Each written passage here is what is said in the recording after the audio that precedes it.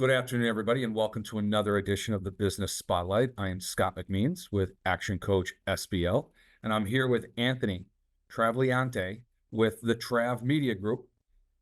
Anthony, give us some information about yourself, your business, how you got started, and then tell us a little bit about what makes you so different than all the other media groups that people can find out in the marketplace. So I hand over the mic to you, sir. Yeah, I appreciate it. And I appreciate being welcomed on the show.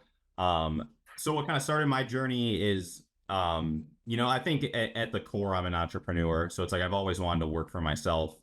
I enjoy the freedom of that. I enjoy the flexibility of that. So kind of starting a marketing agency started around just like identifying what skill sets I had. So I've been playing music, tinkering in the creative fields ever since I was 13. And the company started 5 years ago, so I would have been 26, 25.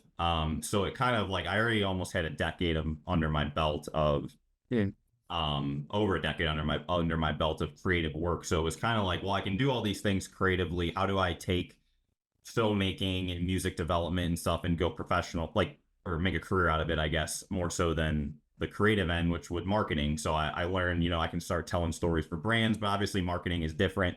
So I took a career in marketing first at an agency. And then I kind of ended up doing my own. And what we do differently, and why I kind of decided also to go on my own, is I think the industry of marketing is a bit outdated. I think there's a lot of old practices, a lot of old ways of doing things. I think now that technology is really taking its advancement in that field, there's a lot of ways to accentuate value and do things differently. And I've kind of always felt that way, even when I was doing video production or movies or whatever. I always felt there was like a smarter way to do things, a way to either increase the value or cut some of the costs down. So when we started Trav Media Group, we actually started as a live event company. And what we would do is produce content at live events like conferences and networking events around the country, which went really well for about 2 years. And then the mystery of COVID hit and changed the landscape of everything. The mystery. I think it's always something it's interesting because it's like one of those things I don't think ever could have been chalked up in like a business textbook of like, how do you handle this? So right. To me, is I guess grateful that I went through that, because now it's like, what could even like this economic downturn is nothing comparative to no one doing business. So, live events obviously were gone, and video production even really took a hit because they didn't, video production requires a lot of people. So it kind of got really slimmed down to like, all right, well, we can bring you in. But so we pivoted into websites because that's kind of where everyone went to. And then now we've kind of come full circle and flushed ourselves out as a full content agency. And what separates us, is we call ourselves a hassle-free marketing agency. So what our goal is to kind of strip the mystery and the annoyances that go along with working with marketing agencies while using these tools and processes and technologies that we've brought from other industries over to kind of amplify the value. The pivoting points for why we do what we do was this concept of like marketing budgets are always the first budgets to be cut. Which is funny because marketing is what you need. You would think when, like it's like when your health is bad, you go to the doctor. It's like when your business isn't doing good, you should go to the marketing, the advertising teams. But it's usually the other way around, which tells me that most businesses don't find the value they're actually paying in marketing. So we've kind of stripped back the layers of marketing and found ways that we can make sure that, not for a selfish profit reason, but make sure we're something that you view as a necessity, not this like annoying thing that you dump money into every month. We want you to see the results. That's a great way to explain what you do, and I appreciate you walking us through that. One thing that we at Action Coach do a lot to explain to people when we work with them is marketing is no longer to be viewed in your organization as an expense. It is to be viewed as an investment. Yep. If you put $3,000 into a marketing expense or a budget or an investment, you should get X amount of dollars back.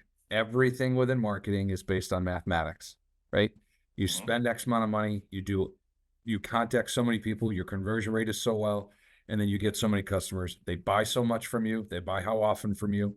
That's how you generate revenue, right? It should be an investment and viewed as such. So I think that's what is a really good thing that separates Trave Media Group is you have a very good foundational perspective that most people don't have when it comes to their marketing. So I appreciate you kind of walking us through that.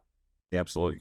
As a service provider, you do video, live events, website, do you, SEO, I'm assuming? Is there anything else you want to tell the people that you have in your portfolio, products and services? Yeah, absolutely. So now we kind of we do the full do the full spectrum of things, and we have the relationships to do it. Generally, what we'll do is we have strategy. Like our framework is we don't really do branding. Like we can, and I've branded companies that have become our clients, but we generally don't do that. We more so will run you through like a psychological kind of branding where we'll like extract key components that help our strategies, and then we start with strategy, which starts with SEO, and then we have a couple of unique frameworks. One's called the dream outcome framework, where we essentially find what your target's dream outcome is and then create barriers in front of them to get that dream outcome. So like, for example, like if someone's trying to sell a health thing or like a weight loss thing, the reality is the plan is just a diet and workout, but there's going to be barriers there, cooking, food, shopping, money, those kind of things. What that does is it gives us content to create later. So we set up the basis, and then we move into the website, because the website to me is your biggest sales tool. It's more important than social media. It's more important than anything. And if you don't have it set up correctly as a tool, that's where things fail. And it's like, we use Webflow for a myriad of reasons over WordPress for that. The way we build, kind of tag on what I said earlier, like me and my business partner are, we're entrepreneurs. Like I have a lot of other things going on outside of this company. And I think that mindset brings the benefit of how we market is like we look at a website for like what it's going to do more than this piece of art or something like that. So once we set up a foundational website for you, we move into content, which is guided by those pain points and things of that nature. And then it's about just amplifying that content to get attention and then converting that attention into sales. So through that process, we do video editing, graphic design. We will do blogs. We have some good relationships with PR agencies that help us with that. So pretty much anything in the content creation spectrum after a website we will do. We will do social media marketing and distribution, but we only reserve those services for clients who kind of buy onto the full suite. And the reason for that is, back again to solving pain points, is like if the whole pipeline isn't built the right way, I can't feel good about coming in at the end and promising you to fix something when I know there's a leak up here. Sure. So like being a social media, it allocates time. So it's like there's only so cheap we can do it for. But if you're not pumping out the right kind of content, if you're not regularly taking photos and videos and doing those things, you're never going to see that ROI from us. And other agencies won't tell you that. They're going to be like, here, sure, pay us 25 grand and we're going to do 3 posts a month or 3 posts a week. And we're going to go forward. But at the end of the year, when it doesn't work, they're going to point the finger back at you and go, well, you didn't have photography. Well, you didn't have which is true, but we're not even going to make that sale then. So we mainly focus on strategy web content. But if you believe in us and you become one of our full-time partners, we will take you through distribution. We work with Grasslands, which is this phenomenal. They're very cannabis and wellness centric, but they're a phenomenal PR agency out in Denver. Who some of their clients have got on the cover of Forbes.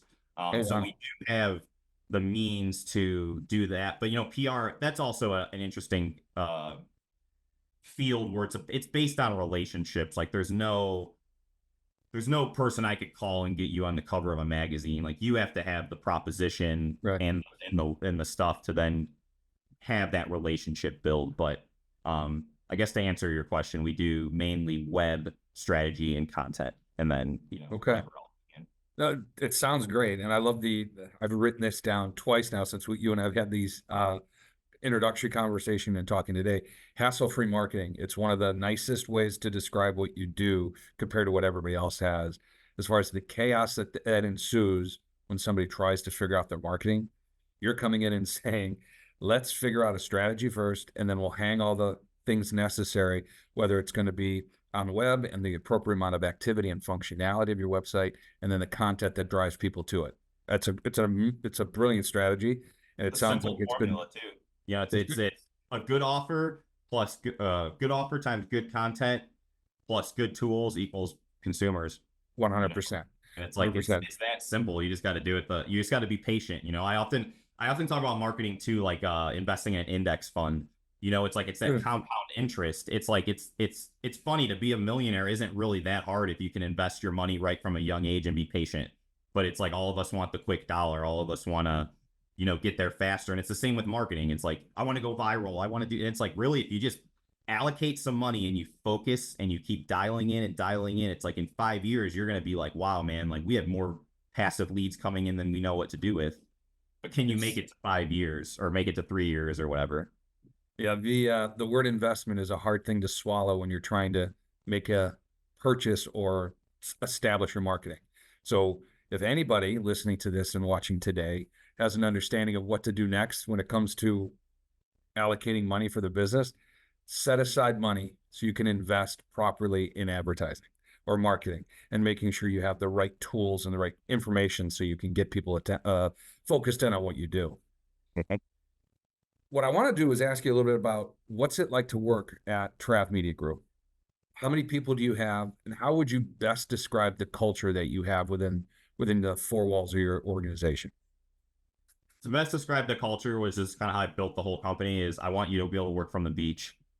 So as of now, I only really have one main, I guess, full-time person, but I really like to structure the company through subcontractors. And Okay. um, you know, I'm always open to what the future holds, but me personally, like why I started being an entrepreneur was like, I want to work from the beach. I don't work from the beach that often, but it's more of an analogy of, you know, if my brother has, you know, my family's all over. If my brother's like, hey, I got something going on in Florida, or you want to, can you come down here or something? Or there's a concert or there's something I want to do in my life. I'm able to bend and work. I can go work in Michigan tomorrow. I can go work in New York City from But my hotel room. So I want my employees to have that. Like I think now, you know, the landscape of labor is shifting a lot. And it's like you have a lot of people who are honestly underpaid, but then you also have like a lot of complications that come within the hiring process. So my goal is to always just give you the most for your flexibility. And I like working with people who kind of have that same mindset because I think it creates a culture of quality. You know, it's like there is no comfy job here. You know, there's no $100,000 a year sit in my office job. It's like it's really based on the work you do. And I'm also someone who rewards that back where like one thing I've worked at marketing agencies, and the one thing I used to hate was they track your hours, which I completely understand from a budget standpoint, but I would feel like an orange where it's like I would do really good all week and you know knock all this stuff out, and I would be at like 36 hours, and they'd be like, all right, well you have 4 hours left, so now we're gonna make you a salesperson, and it's like Mhm. okay, you know, and I get it, but at the same time, it's like, where's that reward? Where's walking out on Friday at noon to go play golf because you did a good job this week? It's like that's gonna get me more productivity and better workers than anything else. So like that's kind of what I like to create as far as our culture is just like something where it's a mutual respect and it's like I trust you, go do your thing. You know, but there's obviously, you know, a lot of like more stakes there, I guess. But it also plays into kind of what we do of having diverse options. So the other thing is like with graphic design, for example, you know, a small in-house team you might hire here in Cleveland might have a graphic designer, but that's one person. And they're probably Yeah. a super talented individual, but they come from one perspective. As an artist, I understand you have a a style. You know, like I play drums a certain way, I make films a certain way. I can probably mimic other things, but you're best off hiring me to do what I do best. So with some of these positions too, you know, I want if you come to me with one of your companies and go, hey, I have this, you know, landscaping company and I need this and this and that. I want someone who go like if I could hire a designer who's been like, I've done landscaping, I totally understand that industry. Let me take on this Yeah. challenge.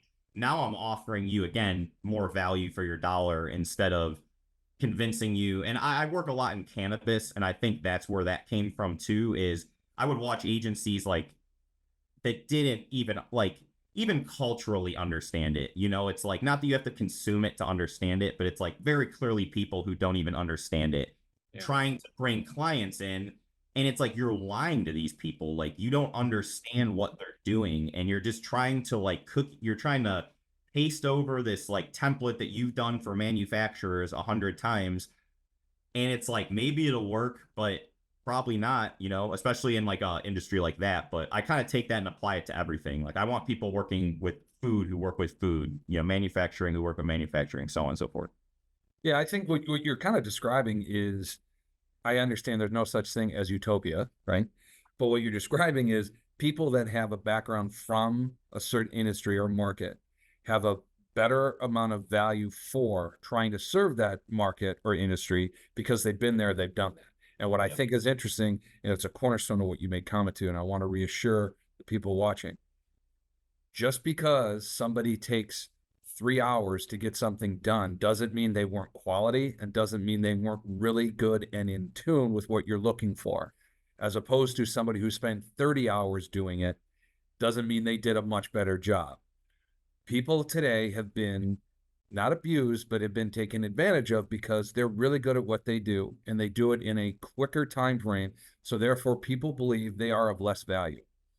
I look at it as, if I give you a project and you get me something I really like and it fits my needs and we are off and running within 3 hours, I should reward you because you got it done fast, because now I have 37 more hours this week to go execute that strategy as opposed to waiting for 40 hours to be completed so then we can move forward. We have a very strange mentality in the United States where we are more interested in giving people reward or production qualification based on the hours they worked, based as opposed to the quality of work that they did. Yeah. And it's almost counterproductive, because if I am going to be paid for the quality of work I do and it only take me 3 hours, I'm incented to do really good work in 3 hours. And then I can go do more work for somebody else and therefore I can make more money. But we have a mentality that, well, I'm paying you for 40 hours, so I expect you to be here working for 40 hours. Well, then people are not going to be productive for 37 hours, which seems stupid to me. Now it's about making it to 40 hours. Right. Right. Which I just read this. I just posted this thing on LinkedIn where it's like a huge stat now of people job hop every 6 months. And it's like, that is the result of that culture. Like people Yes. get into a job and they're like, I got to make it 6 months and then I'm going to get a raise at my next job and I'm going to keep going up. And it's like, they're winning. Why are they going to do things any different? Like there's no reward system of, hey, you did really awesome work. And as a worker, you know, like naturally what you do, what I do, you're going to get better over time. Like I can shoot a video twice as fast as I could a decade ago, just because I've done it 100 times. Right. Like, so I should make less money because of all that, the countless hours and video times I sit here at night on Saturday watching YouTube videos on how to shoot a better video or something. You know, it's an interesting concept. Well, I agree with the idea of we should change the way people are compensated. Now, there's certain jobs, yes, you need to be there and handle the phones. You need to be there and handle customer service. I understand that. For sure. When it comes to creative, or it comes to productivity, that is not isolated to X amount of units being produced in a given time frame, we can do a much better job of rewarding people for a job well done because the production is there. And I love the attitude that you have here, which is diverse. My style or my history in this field allows me to do things differently. That should be rewarded, or at least more attractive to somebody within that industry to say, I'm going to go after Trav Media Group because they have this list of clientele they've done in that space. I think they can do the same thing for me because at least they know or have a foundation of where they come from to get that done. Does that make sense? Yep. Oh, good. I like that. I like that a lot. With this, okay, we're talking about the great things. What kind of challenges or what kind of things have you faced over the last decade doing these different things, and now have Trav Media Group up and running for 5 years? What are some of the things that you would want to teach or showcase? Hey, man, my experience says don't do this, or my experience says this is a challenge and how to overcome it. How would you address that? One is that, like, if you're starting a business, keep in mind that you're the entrepreneur. You know, I think my biggest mistake starting, or my, I I don't want to say biggest mistake, but like I work a lot in the business. I'm slowly kind of moving my way away from that now, thankfully. But what that prohibits me from doing is making sales and driving revenue and doing all Mhm. the things that keep up the blood of a business going. So the one book that really is awesome on this is called the E-Myth Principle. And it's basically, in summary, like you're the entrepreneur. Like you can't be baking the cakes if you own the bakery. Like at the beginning, there's obviously that time where you bake the cakes. So I think my first piece of advice is, a lot of businesses start with, I'm good at this, let me make a living doing it. I think you need to have your contingency plan immediately of like, how within a year, 2 years, 3 years, am I removing myself from the end of it from this? Because at the same time, I didn't make this mistake, but I've seen it made a bunch, is you can't remove yourself too quickly either. Like what'll happen is if you get involved in the industry, in the company too much for 5, 6 years, and then you just pull yourself out because you have money. Well, now like everyone's used to you. You're the face of the industry. You're the voice. So that's something I'm moving myself into more of like a creative direction role where I'm kind of overseeing things, but not doing the labor. Yeah, So that was one. I had another one, but I completely forgot it. It'll come back to me. that's okay. Yeah, it'll come back. What are some of the challenges that you faced building Trap Media Group? Like, is there something that stands out to say, I would never do that again, and this is why I wouldn't allow it to happen to me again? Something stick out in your brain? I would never let happen again. I did remember what I was gonna say, which kind of tags, I guess, and on this is processes, like building the processes from the beginning. I think like the struggle I face now, it's just it's not something I did, I guess, but like sales ends up being your biggest problem always, like in cash flow. Like at some point, you might start flush, you might start bad, you might, it's like it's always gonna be that, and it's having the processes in place to handle that. Like even admittingly for us, like over the past year, it's been building out. Like I'm so grateful and have I've built so many strong relationships that I make a living through my relationships, which is awesome. But it's like, to get to the next level, you have to have people coming through Google, through social media, through your website, all those things, and becoming warm leads. Um, and if you don't have that process set up, like I've watched $1 million companies not have a sales process, just like, Really? you know, trying to think if there's something I would have never done again. I mean, one thing I guess I would have never done again is like quickly partner with the wrong partner. Early on at the beginning of my run here, the company name was different, but I partnered with a friend of mine, and it was just like not the move. It's like um Okay. it's nothing against friends or people or anything, but Sure. it's like business is like, it's about clear functionality and clear accountability. It's like everyone, and this like as someone who loves entrepreneurship, it's like everyone's an idea guy. Like everyone's like, oh, let's open up a food truck, or let's open up a bakery, or let's open up this. And it's like, it's fun to sit back and crack a beer and think of ideas, Sure. but to actually go do it oftentimes sucks. Like starting, like even now, it's like it's like I got this awesome sales plan, and it's like picking up the phone and make calls sucks. But you got to do it, and it's like taking those steps and making sure if you're going to partner with someone, they understand like, all right, this is your role, and this is my role. Because if not, like, I have not been married yet, but I would imagine it's somewhat similar to a marriage where you're on a legal document with an individual. If there's money involved, like if you have a loan, that person leaves your company, because you can just I forgot the technical term, but you can bow out of an LLC basically. Like you can just say, I'm Yeah. withdrawing from the LLC, see you later. And it's like, if you're with someone like that and they withdraw, guess what? Your debts are your debts. There is Yep.